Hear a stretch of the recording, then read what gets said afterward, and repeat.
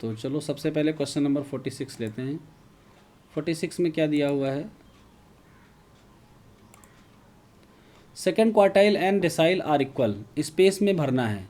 तो आपने क्या फिल किया बताइए। तो नहीं किया है ये क्वेश्चन।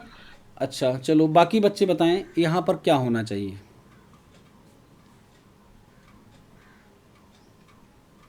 सर फिर 46 वाला एक ने आंसर दे भी दिया है, शिवानी ने दे दिया आंसर। फिफ्थ। तो गरिमा तुम्हें दिक्कत कहाँ पे आ रही, मैं तुमको एक बार कॉन्सेप्ट बता देता हूँ। ये एक लाइन है जिसको हम कह सकते हैं 0 से लेकर 100 तक। मान लेते हैं हमारी एक 0 से 100 तक की एक लाइन है, यहाँ से यहाँ तक हमने खींच ली, ठीक है। हम तुमसे कह रहे हैं इस लाइन को 2 बराबर भागों में बांटो। तो तुम यहाँ पर एक मार्क ऐसे लगाओगे और लाइन 2 बराबर भागों में बट गई। और इस लाइन को हम नाम क्या देंगे? मीडियन। आपको बात समझ में आई? जी सर। अब हम कह रहे हैं कि इस लाइन को 2 बराबर भागों में नहीं बांटना है, 4 में बांटना है। तो एक मार्क यहाँ लगा दो, एक यहाँ लगा दो। आपका ये पहला पार्ट, ये दूसरा पार्ट, ये तीसरा पार्ट, ये चौथा पार्ट। 4 पार्ट्स में बांटने के लिए मार्क कितने लगाने पड़े आपको? 1, 2 और 3। तो जो 4 पार्टों में डिवाइड हुआ ये है क्वार्टर, और जिन 3 पॉइंटों ने डिवाइड किया ये है क्वार्टाइल। तो पहले का नाम Q1, दूसरे का नाम Q2, तीसरे का नाम Q3। अब बताओ अगर कोई कहे मीडियन के बराबर कौन है, तो आंसर क्या आएगा? Q2। अब इसी लाइन को हम फिर से ड्रॉ कर रहे हैं और हम कह रहे हैं इसको 10 बराबर भागों में बांटो। तो पहली लाइन D1, फिर D2, D3, फिर D4 और फिर D5, D6, 7, 8, D9 और ये आ गया बस D9, क्योंकि 10 पार्ट करने हैं तो 9 ही पॉइंट तो चाहिए 10 पार्ट्स करने के लिए। गिन जी लो। सर। हाँ। तो अब बताओ इसमें से ऐसा कौन सा पॉइंट है जो 50% एरिया कवर कर रहा है, क्योंकि मीडियन और Q2 50% एरिया कवर करते हैं। तो D1 का मतलब डेसाइल, डेसाइल मतलब जो 10-10% लेकर चले। तो 10, 20, 30, 40 और ये 50, किसने 50% कवर किया? Sir D5। तो D5 ने 50% कवर किया, Q2 ने भी तो 50% कवर किया। 25, 25, 50 हो गए। और मीडियन, मीडियन ने तो 2 पार्ट में डिवाइड ही किया था, 50% इधर, 50% इधर। तो क्या मीडियन Q2 के बराबर, तो Q2 D5 के बराबर नहीं होगा? Yes sir. अब यही काम अगर आपको परसेंटाइल में करना पड़े तो परसेंटाइल 1-1% लेकर चलता है। तो कौन सा ऐसा पॉइंट होगा जो 50% कवर करेगा? P50। P50। तो आप कॉन्सेप्ट को आपको दिमाग से निकालना नहीं, ठीक है। तो यहाँ पर यही तो था, क्वेश्चन में था second quartile and fifth decile are equal. समझ गए? जी सर। अब क्वेश्चन है the decile which proceed 72th percentile. ऐसा डेसाइल जो 72th परसेंटाइल को प्रोसीड कर जाए, कौन सा ऐसा डेसाइल होगा? तो 72 का मतलब जहाँ पे 70 आएगा वो 7th डेसाइल होगा, और इसके बाद 72th परसेंटाइल आएगा। तो जी प्रोसीड, सर। प्रोसीड का मतलब पहले, सक्सीड का मतलब आगे। तो ये हमारा आंसर क्या हो जाएगा इसका? 7th decyl. Next the percentage of values which lies between P3 and P6। ये तो क्लियर है, 1-1% बढ़ रहा है तो 56 से 30 घटा दो, इसके बीच का परसेंटेज मिल जाएगा। ये 30वें नंबर पे, ये 56वें नंबर पे है।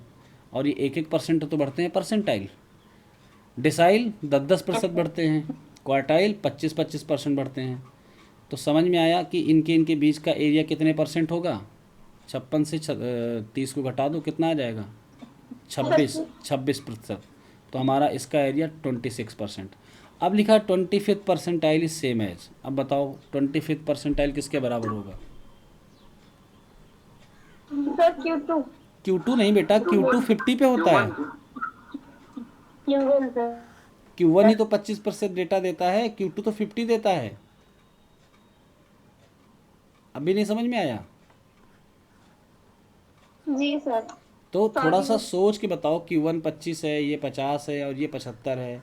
तो 25 परसेंटाइल मतलब 25% एरिया। तो क्वार्टाइल में Q1, और डेसाइल इसकी जगह पे कोई होगा ही नहीं, क्योंकि डेसाइल 20 होगा, उसके बाद 30 होगा सीधे, 25 पे डेसाइल आएगा ही नहीं। Next, 6 decile is same as. अब 6 डेसाइल कितने के बराबर होगा, सोच के तुमको बताना है, बताओ। और नीचे इसने लिख दिया परसेंटाइल, यानी 6 डेसाइल कितने परसेंटाइल के बराबर होगा।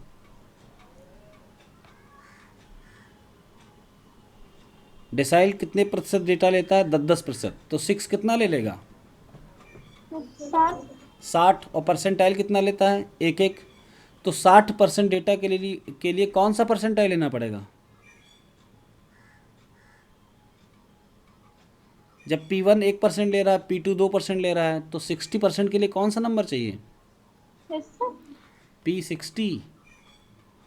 डेसाइल ने 10-10 लिया, तो D1 ने 10 लिया, D2 ने 20 लिया, D3 ने 30 लिया, इसी तरीके से D6 ने 60% लिया।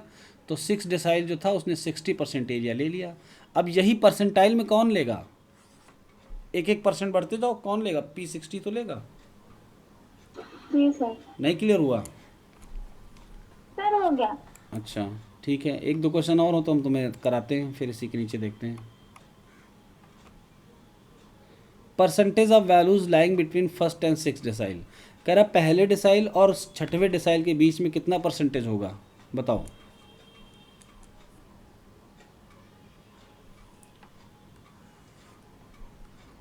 पहला डेसाइल कितना कवर करता है, 10% कवर करता है। Yes sir, 10%। और छठा डेसाइल कितना कवर करता है, सर 60%। अब इनके बीच का एरिया कितना होगा, 50%। 50%। तो यहाँ का आंसर हो गया 50%। तो आप सारे करना, फिर जब कोई दिक्कत आए तो बताना हमें, ठीक है। Yes sir. चलो आगे बढ़ते हैं, और भी बहुत सारे ऐसे क्वेश्चन हैं, इसमें सारे कॉन्सेप्ट क्लियर हो जाएंगे।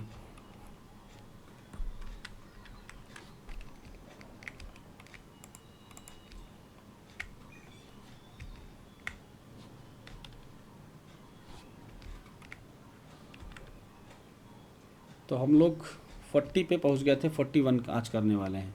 41 हो गया कि नहीं, जल्दी बताओ। यस सर हो गया। 42, यस सर हो गया। 43, हो गया सर। चलो 44 बताओ। सर हो गया। कौन सा पूछना है तुम्हें, ये बताओ। Sir 47। 47। The percentage of values use in case of 10% trimmed mean is. ये तुम्हारे सिलेबस का नहीं, इसको हटा दो, ठीक है गरिमा, इसको कट कर दो अपने से। ट्रिम्ड मीन तुम लोगों में है ही नहीं। बाकी बच्चे इसके बारे में कुछ बोलना चाहेंगे।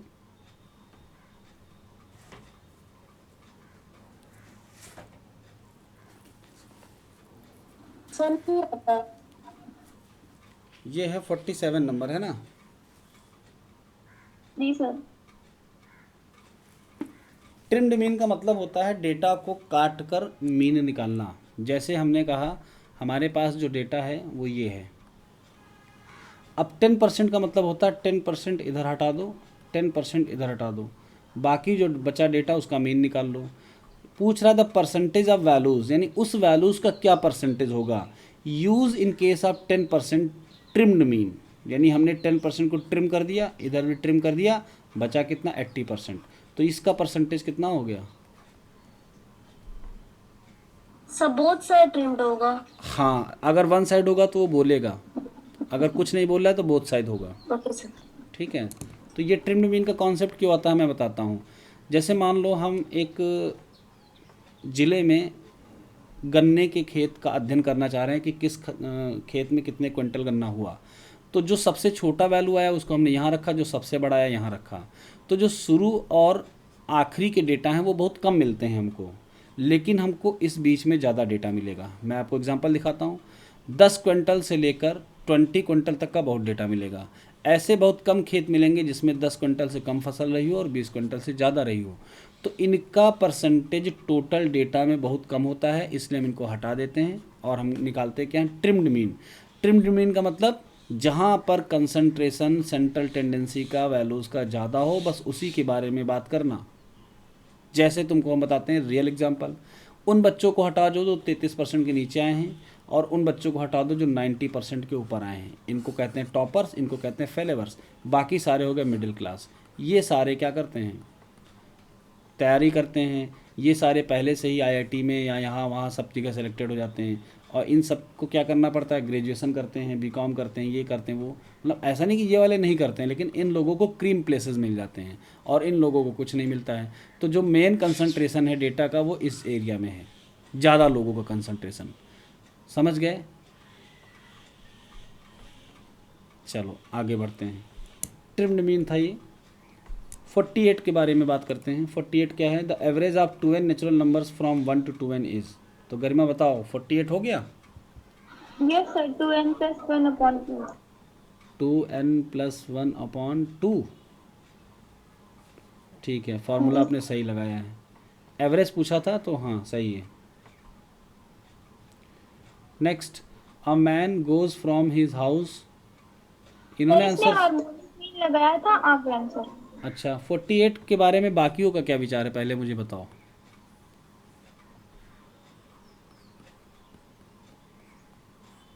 ये होता है फर्स्ट n नेचुरल नंबर्स का सम। अगर हम n की जगह 2n रख दें तो क्या आएगा, 2n प्लस 1 डिवाइडेड बाई 2। ये हो जाएगा फर्स्ट 2n नेचुरल नंबर्स का सम। सही है ना? अब मीन Yes, sir. निकालने के लिए क्या करेंगे, हम इसको n से डिवाइड करेंगे, और ये 2n है तो हम इसको किससे, 2n से डिवाइड करेंगे। तो यहाँ पे क्या आ गया, n से n cancel, n plus 1 by 2 आ गया। यहाँ पे क्या आएगा, 2n से 2n कैंसिल, तो रिजल्ट आएगा 2n प्लस 1 बाई 2। तो 2n plus 1 by 2 is the right answer. ठीक है, सही निकाला गरिमा ने। 49 भी हो गया गरिमा का। हाँ, अब गरिमा देखो 49 में क्या है, a man goes from his house to his office at the speed of 20 kilometer per hour and returns from the office to home at the speed of 30 kilometer per hour. यहाँ पे और उस क्वेश्चन में जो कल आया था एक बात डिफरेंट है, कौन बताएगा? यहाँ पर हमारा ऑफिस डिस्टेंस सेम है, तो शायद इसी वजह से वहाँ पर फार्मूला अलग लगाना पड़ेगा, और वो सवाल गलत नहीं है। ठीक है, तो उसको हम बताएंगे, अभी हम कर लें तब हम आपको बताएंगे। तो ऑफिस से गया घर 20 किलोमीटर से, और घर से लौटा ऑफिस 30 किलोमीटर से, लेकिन कॉमन क्या रहा, इसकी दूरी। तो जब दूरी सेम होती है तब हार्मोनिक मीन अप्लाई करते हैं, अदरवाइज़ जो डिस्टेंस और टाइम वाला फार्मूला होता है वो लगाकर हम सॉल्व करते हैं, और उसमें फार्मूला लगता है total distance divided by total समय, यानी टाइम। कुल दूरी बटे कुल समय, ये होता है फार्मूला, है ना? तो वो कॉन्सेप्ट सही था उस क्वेश्चन के लिए जहाँ पर डिस्टेंस सेम ना हो। चलिए 49 हो गया, आगे बढ़ते हैं। तो नेक्स्ट क्वेश्चन है हमारा 50। 50 क्या है, mode is the value in a frequency distribution. तो बेटा जो हो चुके उनको बताओ, हम आगे बढ़ते हैं। जो क्वेश्चन तुम्हें पूछना वो बताओ। 50 हो गया सर, 53 पूछना है। हाँ 53 पे आते हैं सीधे। अब frequency distribution having two model set. बताओ 52 का 52 का तो मुझे आंसर बता दो बस। सर बाइनोडल। ठीक है, सही है। अच्छा मान लो एक डिस्ट्रीब्यूशन ऐसा हो जिसके सारे मोड हों, सारे पॉइंट मोड हों, ऐसा डिस्ट्रीब्यूशन का नाम मुझे बताओ, गरिमा को छोड़ के बाकी लोग, जिसके सारे पॉइंट मोड हों। यूनिफॉर्म। ठीक है, यूनिफॉर्म को हम क्या कहेंगे, इस ऑप्शन को देखकर बताओ, चारों ऑप्शन को देखकर बताओ यूनिफॉर्म किस में सेट होगा।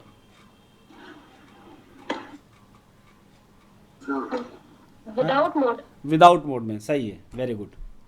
चलो आगे बढ़ते हैं, 53 पे आते हैं। तो 53 में क्वेश्चन है, if model values is not clear in a distribution it can be ascertain by the method of. तो जो गरिमा है उसको छोड़ के बाकी बच्चे बताएं, अगर हमारा मोड क्लियर नहीं होता तो फिर हम उसे कैसे निकालते हैं? इंस्पेक्शन से नहीं, इंस्पेक्शन से नहीं, इंस्पेक्शन से तो दिख जाता है, क्लियर हो जाता है। तो इसको निकालते हैं हम लोग मेथड ऑफ ग्रुपिंग से, और गुप्ता कपूर में चैप्टर नंबर 1 और 2 में मेथड ऑफ ग्रुपिंग दिया हुआ है। तो जो बच्चे जैम वाले हैं वो देख डालेंगे अपने लिए। गरिमा आप इसको मेथड ऑफ ग्रुपिंग लगा लो, टिक कर लो, आंसर ए। 53 का जरा मैं चेक कर लूँ, ए ही है आंसर।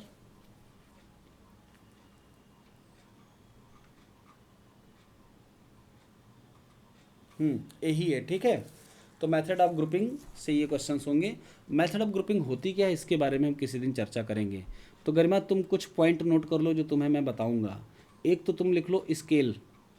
स्केल मुझे बताना है रेशियो, इंटरवल और ऑर्डिनल, नॉमिनल, ये स्केल मैं तुमको बताऊंगा। और दूसरा लिख लो मेथड ऑफ ग्रुपिंग। तो अभी क्वेश्चंस के बाद हम तुमको करवाएंगे, ठीक है। जी सर। इनको नोट करके रखना। नेक्स्ट क्वेश्चन कौन सा है तुम्हारा जो नहीं हुआ है? आपने क्या बताया, मेथड ऑफ ग्रुपिंग? हाँ, मेथड ऑफ ग्रुपिंग जो यहाँ पहला ऑप्शन है। जी सर। ठीक। सर 55 नहीं हुआ। 55। 55 में है in a discrete series having 2k+1 observations median is. Discrete series है जिसमें 2k+1 ऑब्जर्वेशन है। 2k+1 का क्या मतलब हुआ? ऑड या Odd। इवन? तो ऑड का मीडियन क्या होता था? ऑड का मीडियन होता था n+1/2th ऑब्जर्वेशन। जहाँ पर n ऑड है तो n की वैल्यू पुट कर दो यहाँ 2k+1, बाकी फार्मूला पुट कर दो, तो यही वैल्यू हमारा ऑब्जर्वेशन बनेगी। अब इसको सॉल्व कर लो, 2 कॉमन आ जाएगा तो बचेगा k+1th। तो कौन सा आंसर सही हुआ? बी। तो ये तो आसान था बेटा। चलो, इन सवालों को बहुत बार लगाना है तुम्हें, कम से कम 5 बार लगाना है सारे सवाल, ठीक है। Okay sir. जब तक ये दूसरी सीरीज तुमको नहीं मिल रही, इस सीरीज को बार बार लगाते रहो। अब बताओ अगला अगला क्वेश्चन कौन सा? 59। For a grouped data the formula for median is based on. Grouped data अगर दिया हो तो हमारा मीडियन का फार्मूला किस पे बेस्ड होता है? देखो, एक होता है extrapolation, interpolation, trial and error और इटरेटिव मेथड। तो ट्रायल एंड एरर तो हटा दो, ट्रायल एंड एरर का यहाँ पर कोई रोल नहीं है, और इटरेटिव का भी कोई रोल नहीं है। इटरेटिव का मतलब होता है स्टेप वाइज आगे बढ़ना। मैं तुम्हें कॉन्सेप्ट बताता हूँ इंट्रापोलेशन और एक्स्ट्रापोलेशन का। हमें कोई डेटा दिया हो यहाँ से यहाँ तक, और हमको इस डेटा की मदद से बीच की कोई वैल्यू निकालनी हो तो हम इसको कहते हैं इंटरपोलेशन। फॉर एग्जांपल, हमको पॉपुलेशन दी है 1990 की, 91 की, हमको पॉपुलेशन दी है 2001 की, फिर हमको पॉपुलेशन 2011 की दी है, और 21 के भी मिली नहीं है। और आपसे कोई पूछे कि 1995 की पॉपुलेशन बताओ, और अगर कोई आपसे पूछे 2005 की पॉपुलेशन बताओ, that is known as interpolation. लेकिन अगर आपसे कोई कहे 2050 या 51 की पॉपुलेशन बताओ, तो जब दिए हुए डेटा के बाहर जाया जाए तो उसको कहते हैं एक्स्ट्रापोलेशन, और जब अंदर रहा जाए तो उसको कहते हैं इंट्रापोलेशन। तो यहाँ पर मीडियन, अब बताओ आपके हिसाब से एक्स्ट्रा है कि इंट्रा है? Sir intra. आपको नहीं। होगा सर, इंटर। जयमाले बच्चे तब तक मत बोलें जब तक ये बताने में अक्षम ना हो जाए। जब गरिमा एकदम हाथ खड़े कर दे हम नहीं बता पाएंगे तभी आपको बोलना है। हाँ गरिमा बताओ। इंट्रा ही होगा। इंट्रा ही होगा? समझ में नहीं आया क्या? मीडियन हमेशा अंदर की तो वैल्यू होती है, बीच की तो वैल्यू होती है, डेटा के बीच की वैल्यू होती कि नहीं होती है? Yes sir. तो बीच की है तो इंट्रा होगी, बाहर की होती तो एक्स्ट्रा होती है ना। तो इतना सोच के क्यों आंसर किया? क्लियर है, आगे बढ़ते हैं। नेक्स्ट कौन सा क्वेश्चन आपका है जो नहीं हुआ है? 63।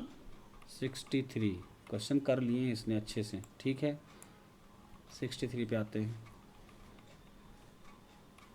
Formula the calculating the mean of an individual series by shortcut method. Shortcut method क्या होता है?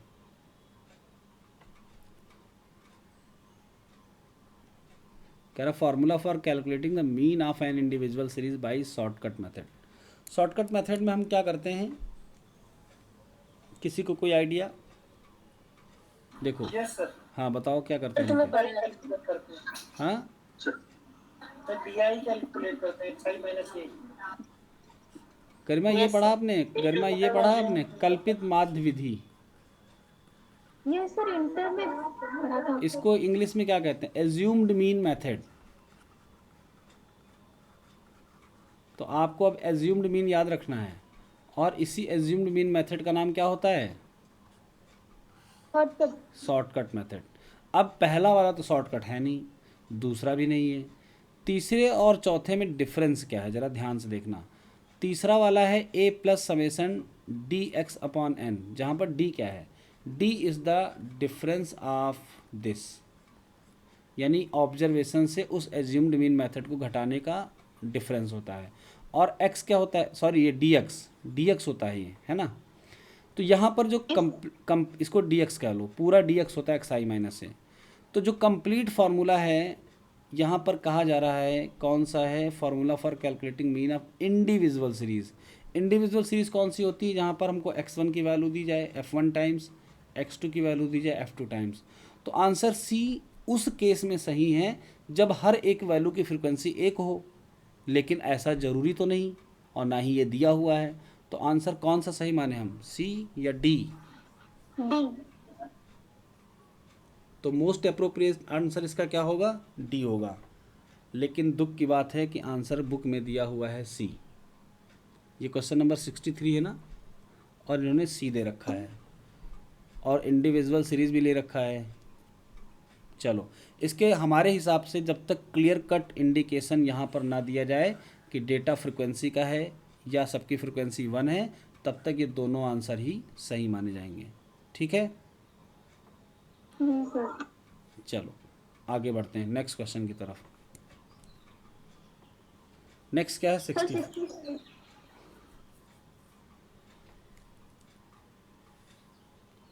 एक बार जरा वेट कर लो, मैं एक चीज़ चेक कर लूँ। 1/n यहाँ पे होता है डी बार। चलो मैं चेक कर लूँगा, वो मैं बताऊँगा तुम लोगों को बाद में। कौन सा क्वेश्चन इसके बाद, 65। Formula for calculating the mean of a discrete series by shortcut method. Discrete series, individual series and discrete series.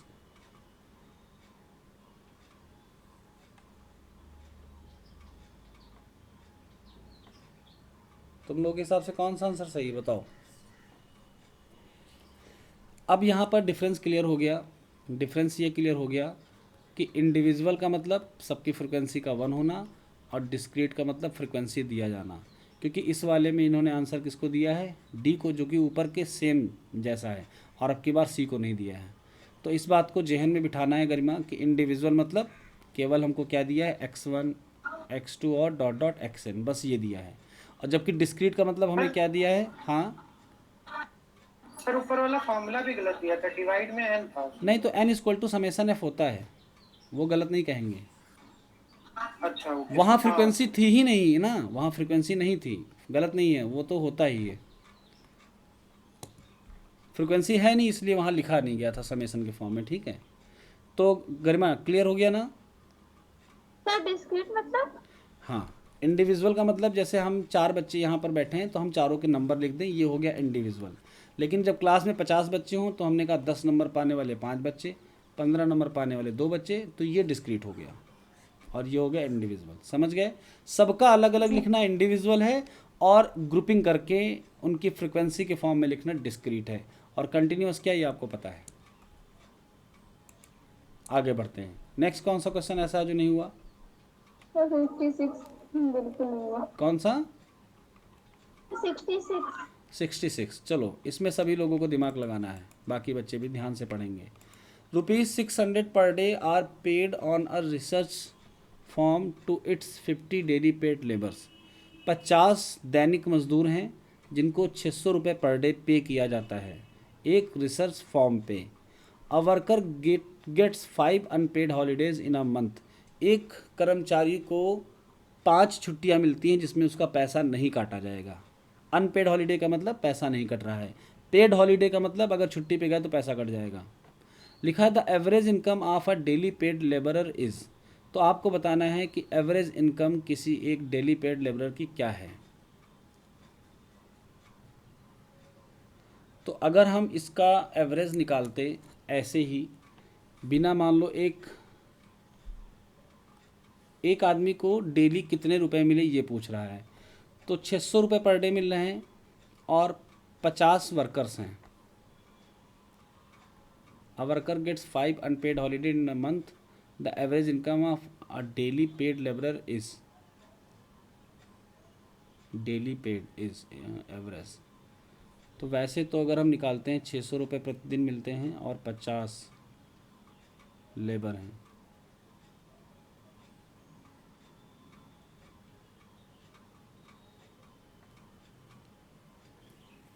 तुम लोगों को क्वेश्चन ये क्लियर हो रहा है। 600 per day are paid on a research farm to its 50। 600 रुपये प्रतिदिन दिए जाते हैं, इनके लेबर हैं 50। तो टोटल कितना पेमेंट हुआ? 30,000 का। The average income of a daily paid, ठीक है। अब अगर हम इसको मंथली, ये डेली दिया हुआ है, इन अ मंथ यानी एक महीने में 30 दिन मान लेते हैं हम अगर, तो 30 दिन में वो 5 छुट्टी लेंगे जिसका पैसा नहीं कटेगा, तो हो गया 25। और अगर 25 दिन एक मज़दूर काम कर रहा है तो टोटल मज़दूर हैं 50। ज़रा इस इक्वेशन को सॉल्व करो, देखो क्या आंसर मैच हो रहा है। तो 50 से 50 तो कैंसिल हो जाएगा और बच रहा 600/25, तो 25, 50 और 100। ऐसा कोई ऑप्शन मैच नहीं हो रहा है। सर हम्म सर अगर पैसा नहीं कट रहा है तो सर 25 दिन का जो जरूरत ही नहीं, फिर तो 30 दिन का सीधे कैलकुलेट। नहीं, 25 दिन काम कर रहे हैं, वो 5 दिन छुट्टी ले रहे हैं, अनपेड हॉलीडेज है ना। अ वर्कर यानी एक कर्मचारी हाँ तो सर जब छुट्टी ले रहे हैं तो भी पैसा अगर उन्हें मिल रहा है तो फिर 30 दिन का सीधे सिर्फ 5 दिन की छुट्टी पर पैसा नहीं मिलेगा। तो हर कर्मचारी, तुम जब किसी कंपनी में काम करोगे और तुमको ये बताया जाएगा कि महीने में तुम 3 छुट्टी ले सकते हो, तुम्हारे मेंटेलिटी क्या रहेगी, छुट्टी लेने की कि छुट्टी ना लेने की? तो छुट्टी तो लेंगे, लेकिन सर पैसा जो देगा वो तो पूरा ही देगा ना। हाँ, तो फिर 25 दिन इसीलिए तो हम डेली एवरेज के लिए पूरा पैसा लिख रहे हैं, लेकिन दिन कम कर दे रहे हैं। 600 रुपये अगर मिल रहे हैं तो 50 मज़दूरों को टोटल रुपए इतने मिल गए। अब 50 मज़दूर हैं और 50 मज़दूर 30 दिन काम नहीं करेंगे क्योंकि वो छुट्टी लेंगे, तो इसीलिए हमने 25 दिन उनके काम के रखे हैं, तो ये टोटल दिन हो जाते हैं उनके। ठीक है सर, समझ। लेकिन इसमें कुछ ना कुछ गड़बड़ी है क्वेश्चन में, तो गरिमा इसको तुम तुरंत क्रॉस कर दो, ठीक है। Yes sir. हाँ, इसको हटा दो अपने उससे क्वेश्चन से। बाकी नेक्स्ट वाला बताओ तुम्हारा कौन सा नहीं हुआ है। सर अब होगा, सर 70 दिए थे आपने।